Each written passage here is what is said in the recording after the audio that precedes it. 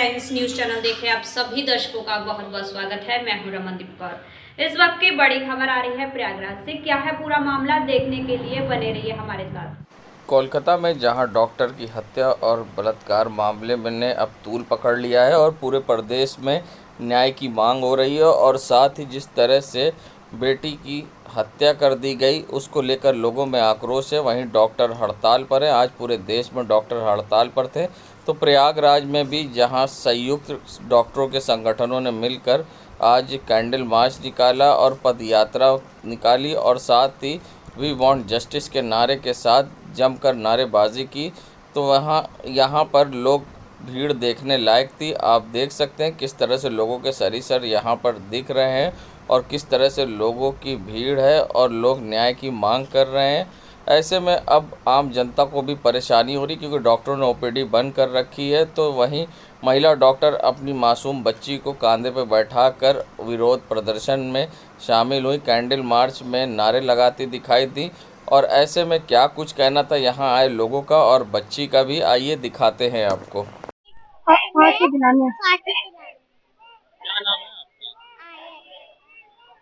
किस तरह से विरोध है, क्या जिस तरीके से हादसा हुआ था वहाँ पे पश्चिम बंगाल में, तो इसीलिए आए हैं कि अभी तक कोई न्याय नहीं मिला है वहाँ से।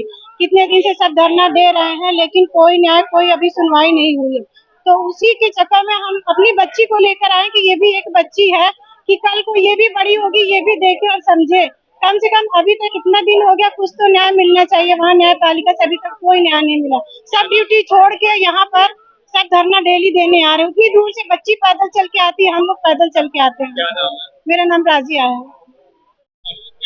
हमें मेन यही मांगे कि इंडिपेंडेंस को हमारे इतना टाइम हो चुका है, लेकिन आज भी हम सेफ फील नहीं करते। मैं खुद ड्यूटी पे जा रही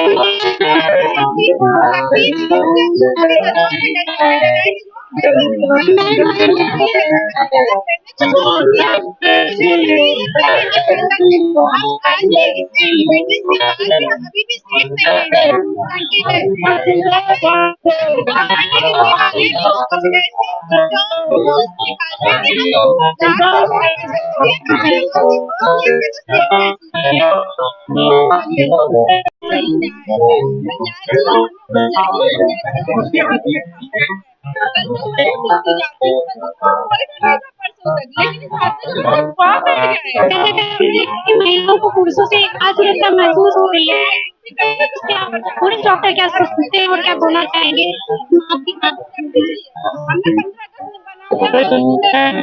कि जो बलात्कारी डॉक्टर के साथ में अत्याचार किया, बलात्कार किया, यही है न्याय मिलेगा। यदि चीफ मिनिस्टर चाहेगी तो अत्याचार मिलेगा। मैं नित्यानंद दुबे सर्जन हूँ। संगम नगरी प्रयागराज पहुंचे कांग्रेस के वरिष्ठ नेता व राज्यसभा सांसद प्रमोद तिवारी ने जहां 69,000 भर्ती मामले में हाईकोर्ट के फैसले का स्वागत किया है। कहा है कि मेरिट के आधार पर जो कोर्ट ने आदेश दिया है ये बहुत ही अच्छा है, और साथ ही उन्होंने कई मुद्दों पर सरकार को घेरा है। साथ ही उन्होंने दोषियों के खिलाफ डॉक्टर की हत्या मामले में कार्रवाई की मांग की है, सख्त सज़ा मिलनी चाहिए। और ऐसे में उन्होंने क्या कुछ कहा है सारे मामले पर, आइए दिखाते हैं आपको। स्वयं पालन नहीं किया, जो गाइडलाइन है आरक्षण के बारे में उसका भी अनुपालन नहीं हुआ। इसलिए हाईकोर्ट ने एक ऐतिहासिक फैसला देते हुए 69,000 शिक्षकों के भर्ती घोटाले में दोबारा मेरिट के अनुसार, बहुत बड़ी बात, मेरिट के अनुसार सिलेक्शन करने को कहा है।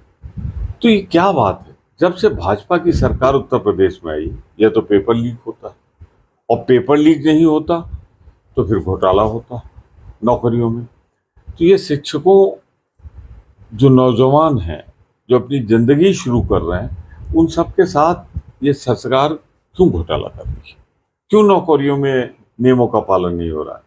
मैं इसमें दोषी मानता हूं उत्तर प्रदेश सरकार को, और चाहता हूं कि जो गाइडलाइन है हाई कोर्ट के डिवीजन बेंच की, कि उसका अनुपालन आरक्षण में और बेसिक शिक्षा विभाग अपने नियमों का अनुपालन करे। और मैं इस घोटाले की जो उत्तर प्रदेश सरकार में हुआ है इसकी निंदा करता हूं। भैया एक सबसे बड़ी चीज की इस इलाहाबाद हाईकोर्ट चुनाव के परिणाम आएंगे 4 तारीख को, 4 अक्टूबर को।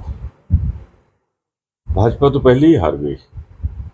जब उसकी हिम्मत नहीं पड़ी महाराष्ट्र में और झारखंड में चुनाव कराने की, भाग खड़ी। जो बाई इलेक्शन थे, बाई इलेक्शन नहीं करा रही, तो इसके मतलब उसने अपनी हार स्वीकार कर ली। ये दोनों छोटे से राज्य क्या कह रहे हैं कि हमारे पास पर्याप्त फोर्स नहीं है। अरे प्रधानमंत्री जी, कुछ तो शर्म करो। एक तरफ कहते हो 1 इलेक्शन 1 कंट्री और दूसरी तरफ 4 राज्यों का चुनाव नहीं करा पा रहे हो। कुछ तो बोलने के पहले सोच लिया करो। फूलपुर में इंडिया गठबंधन जी की गवर्नमेंट पे सवाल उठ रहे हैं और अभी तक ये मुद्दा सुलझा नहीं है। अब सीबीआई जांच के हो रहे ये मुद्दा। मैं सिर्फ एक बात कहना चाहता हूँ, डॉक्टर जिन मुद्दों पे हड़ताल पर हैं उसमें मैं पूरी शक्ति के साथ डॉक्टर्स के साथ खड़ा हूँ। उनकी मांग जायज। वो धरती के भगवान हैं। अगर वही सुरक्षित नहीं है तो हमें सुरक्षित इलाज कैसे देंगे? तो उनकी सुरक्षा चाहे वो बंगाल में हो, चाहे बिहार में हो, चाहे उत्तराखंड में हो, चाहे दिल्ली में, रोज ऐसी घटनाएं हो रही हैं, थोड़ी कम थोड़ी ज़्यादा। तो डॉक्टर्स को सुरक्षा प्रदान की जाए, इसका मैं भरपूर समर्थन करता हूं। बंगाल की घटना में क्योंकि अब सीबीआई जांच कर रही है, तो जो भी दोषी हों शीघ्र लाए जाएं, क्योंकि इसमें रेप भी है, उसके बाद मर्डर भी है, तो फांसी का प्रावधान है, आजीवन कारावास का प्रावधान है। तो ऐसे लोगों को भारत के कानून के हिसाब से कठोरतम दंड फांसी दिया जाना चाहिए। इसकी पैरवी कहते हैं दलित और पिछड़ों की जीत है।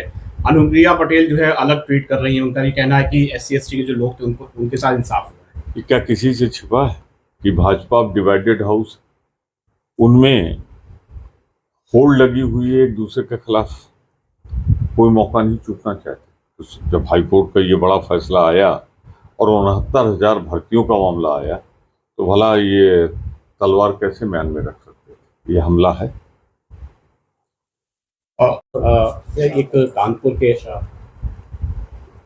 के आगे जो है ट्रेन जो है डिरेल हो गई है और 20 से ज़्यादा डिब्बे होते, हालांकि कोई कैजुअल्टी नहीं हुई है।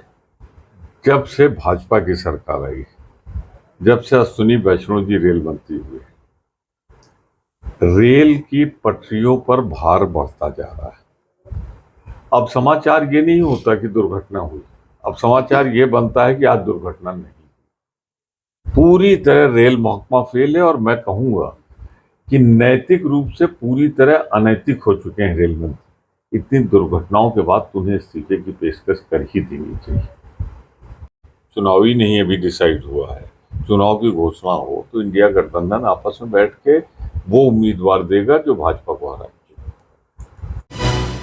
संगम नगरी प्रयागराज में बांग्लादेशी मुस्लिमों के खिलाफ अब राष्ट्रीय हिंदू संगठन ने मोर्चा खोला है। पत्थर गिरजागढ़ से लेकर सुभाष चौराहे तक विरोध मार्च निकाला है और साथ ही हिंदू आक्रोश मार्च जहां राष्ट्रीय हिंदू संगठन के द्वारा निकाला गया है। और उनका कहना है कि जिस तरह से बांग्लादेश में हिंदुओं पर अत्याचार किया गया और धार्मिक स्थल से छेड़छाड़ की गई है, वहाँ की सरकार उनकी सुरक्षा की व्यवस्था करे जब तक न्याय नहीं मिलता है। और अगर वहाँ हिंदुओं के साथ इसी तरह से लगातार अत्याचार हुआ तो यहाँ पर बांग्लादेशी मुस्लिम को नहीं रहने दिया जाएगा।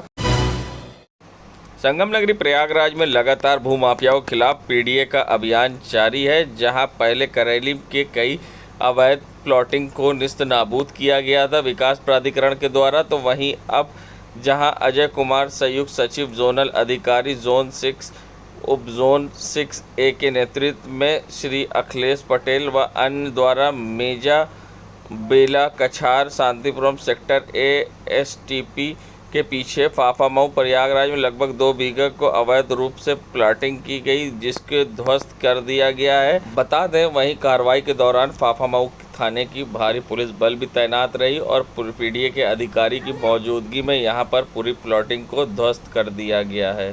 देश दुनिया की खबरों के लिए world media times news channel को सब्सक्राइब करें।